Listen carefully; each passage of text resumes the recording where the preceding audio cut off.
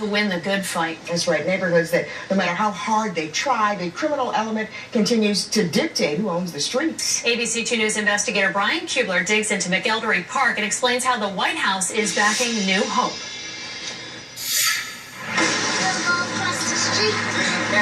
Kids on the stoop, mom talking to neighbors.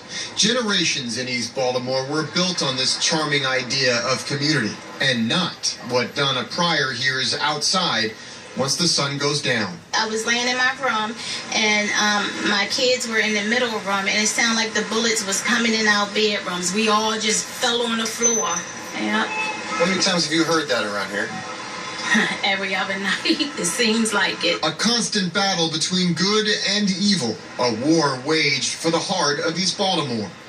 But after enough dark, loud nights, it's just not clear who's winning. It's terrible to live in East Baltimore, and it wasn't always like this. Trying to keep these guys out of trouble, Dante? Yeah, it's good. Sergeant Anthony Maggio is well aware it wasn't always like this. These are the streets he grew up on, the same streets he polices today. Brings back memories. You know, of course, it was a lot different, when I was younger, in elementary school. And as I got to my teens, it started to get bad. Maggio is one of 2 sergeants in charge of 16 officers that work the Monument Street Initiative, a special enforcement aimed at removing the infected wound that is as long as Monument Street itself, ripping right through the heart of East Baltimore. A corridor full of drugs and violent crime that has slowly rotted the once strong middle-class communities directly north and south of it. Yeah, it definitely brings down the quality of life around here, there's no doubt. Because they sell everything in this corridor. So you have a large variety of drugs that are available. So you have a large group of people that use different types of drugs that come in here to buy. And linger, creating an incubator of poverty, addiction, and violence that has steadily spread north and south, infecting neighborhoods like Milton Montfort, Madison East End, Elwood, and McElderry Parks. While seeing some success because of more or special types of policing, it's done very little over the past 15 to 20 years to stem the tide of constant neighborhood decay. But here in McElderry Park, on this side of Monument Street, is where the city and residents are drawing the line. We have to find creative, innovative solutions to deal with the issues of public safety. LeVar Michael is with the mayor's office on criminal justice, in charge of helping McElderry Park declare a new kind of fight. The Byrne Criminal Justice Grant is part of the Obama administration's Neighborhood Revitalization Initiative. McElderry Park is one of just 15 neighborhoods nationwide in 2012 to receive the money. But it comes with a caveat. What this grant does is it takes a holistic approach. We're not just going to look at the traditional way of addressing crime. We're actually going to touch on a number of different issues. Those issues are being worked out in meetings like this of the McElderry Park Community Association.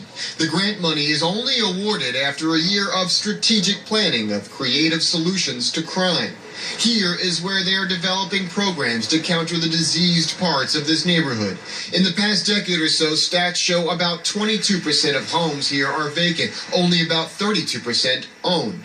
In 2010, nearly 26% of the families with children live below the poverty level. Possible solutions, backed with money, range from better street lighting, rehabs, and a robust neighborhood's youth. If we don't do it right this time, we are really screwed. Glenn Ross is the president of the McElderry Park Community Association.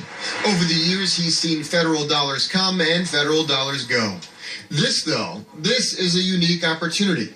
McElderry Park is part of a wider East Baltimore area currently being considered for what's called a promise zone by the White House.